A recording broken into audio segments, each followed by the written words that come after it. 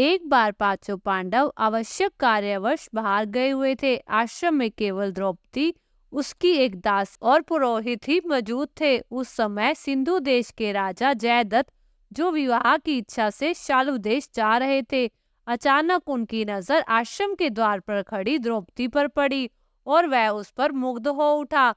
उसने अपनी सेना को वहीं रोककर अपने मित्र कोटिकास्य से कहा, कोटिक, तनिक जाकर पता लगाओ कि यह स्वर्ग सुंदरी कौन है। यदि यह स्त्री मुझे मिल जाए तो फिर मुझे विवाह के लिए शाल्व देश जाने की क्या आवश्यकता है। मित्र की बात सुनकर कोटिकास्य दुपात्री के पास पहुंचा और बोला, हे कल्याणी, आप कौन हैं? कहीं आप कोई अप्सरा या कोई देव कन्या तो नहीं है? द्रौपदी ने उत्तर दिया, मैं जग विख्यात पांचों पांडवों की पत्नी द्रौपदी हूँ। मेरे पति अभी आने ही वाले हैं, अतः आप लोग उनका आतिथ्य सेवा स्वीकार करके यहाँ से प्रस्थान करें। आप लोगों से प्रार्थना है कि उनके आने तक आप लोग कुटिया के बाहर ही विश्राम करें। मैं आप लोगों के भोजन का प्रबंध कर देती हूँ। कोटिकास्य ने जयद्रथ के पास जाकर द्रौपदी का परिचय दिया। परिचय जानने पर जयद्रथ ने द्रौपदी के पास जाकर कहा, हे द्रौपदी, तुम उन लोगों की पत्नी हो जो वन में मारे मारे फिरते हैं और तुम्हें किसी भी प्रकार का सुख वैभव प्रदान नहीं कर पाते। तुम पांडवों को त्याग कर मुझसे विवाह कर लो और संपूर्ण सिंधु के सौबीर देश के राज्य का सुख भोगो। जयद्रथ के वचनों को सुनकर द्रौपदी ने उसे बहुत धिक्कारा, किंतु कामन जयद्रथ पर उसका धिक्कार का कोई प्रभाव नहीं पड़ा और उसने द्रौपदी को शक्तिपूर्वक खींचकर अपने रथ में बिठा लिया। गुरु द्रौम्य द्रौपदी की रक्षा के लिए आई तो उसे जयद्रथ ने वही भूमि पर पटक दिया और अपना रथ वहां से भगाने लगा। द्रौपदी रथ में बैठी विलाप कर रही थी। गुरु धम्य पांडवों को पुकारते हुए रथ के पीछे पीछे दौड़ रहे थे। कुछ समय पश्चात जब पांडवगण वापस आए तो रोते रोते कलपते दासी ने उन्हें सारा वृतांत कह सुनाया। सब कुछ जानने पर पांडवों ने जयद्रथ का पीछा किया और शीघ्र ही उसकी सेना सहित उसे घेर लिया।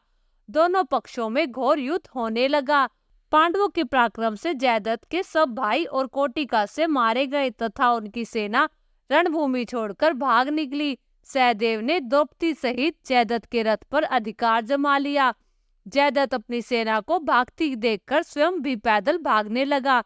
सहदेव को छोड़कर श्रेष्ठ पांडव भागते हुए जयद्रथ का पीछा करने लगे। भीम तथा अर्जुन ने लपककर जयद्रथ को आगे से घेर लिया और उसकी चोटी पकड़ ली। फिर क्रोध में आकर भीम ने उसे पृथ्वी पर पटक दिया और लातों घूतों से उसकी मरम्मत करने लगा।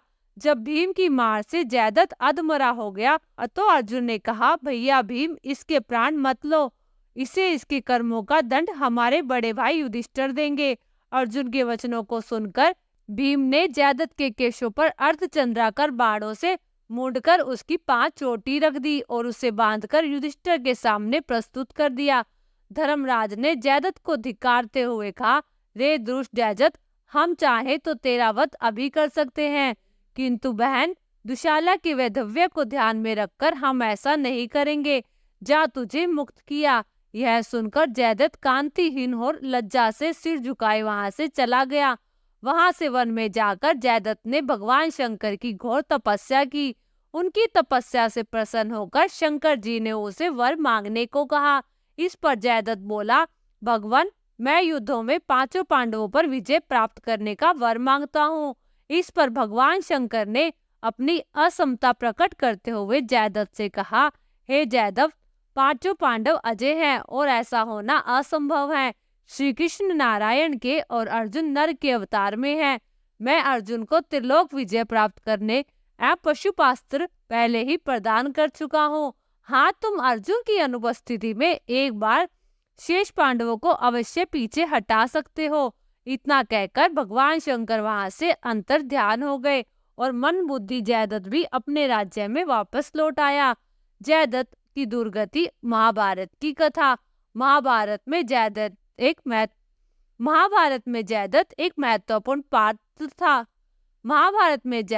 महत्वपूर्ण पात्र था। जयद्रथ भारत के पश्चिम भाग में सिंधु देश का राजा था, जहाँ 100 शासक थे। उनमें एक राजा थे जिनका नाम विदक्ष था। उसी राजा का वो पुत्र था। जब जयद्रथ का जन्म हुआ तब एक आकाशवाणी हुई, राजन आपका यह पुत्र पराक्रमी, शील, संयमी होगा, यह क्षत्रियों में श्रेष्ठ माना जाएगा, किंतु अंत समय में कोई व्यक्ति इसका सर काट देगा। इस आकाशवाणी को सुनकर राजा विदशत्र सोच में पड़ गया।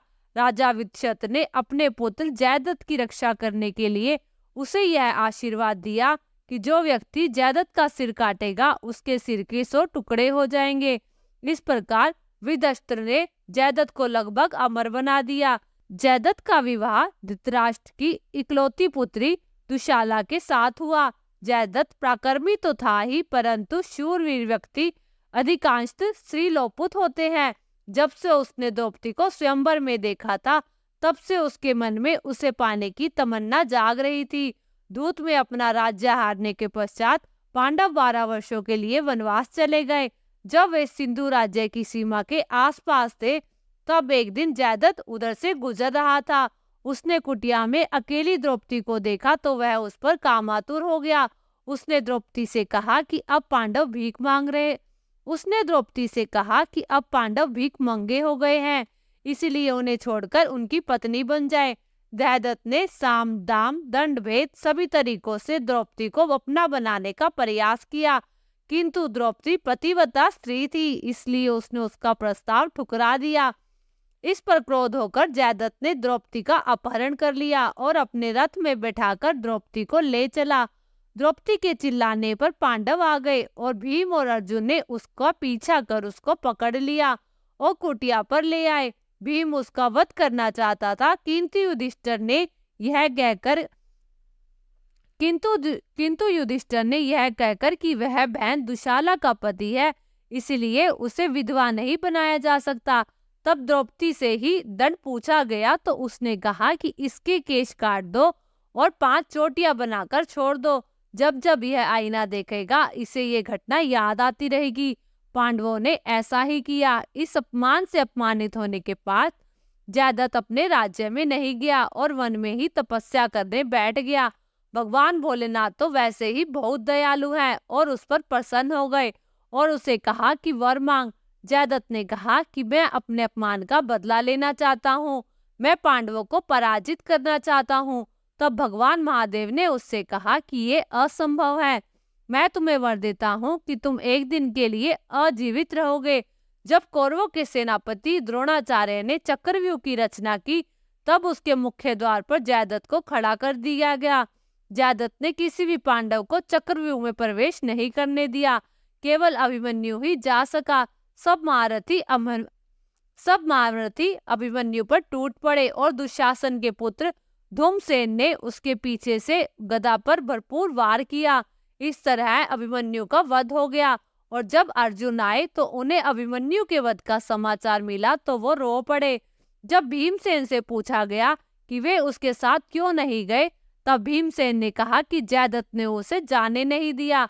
तब अर्जुन ने जयद्रथ के वध की प्रतिज्ञा की थी। 14वें दिन बहुत भीषण युद्ध हुआ, बहुत सारे वीर मारे गए।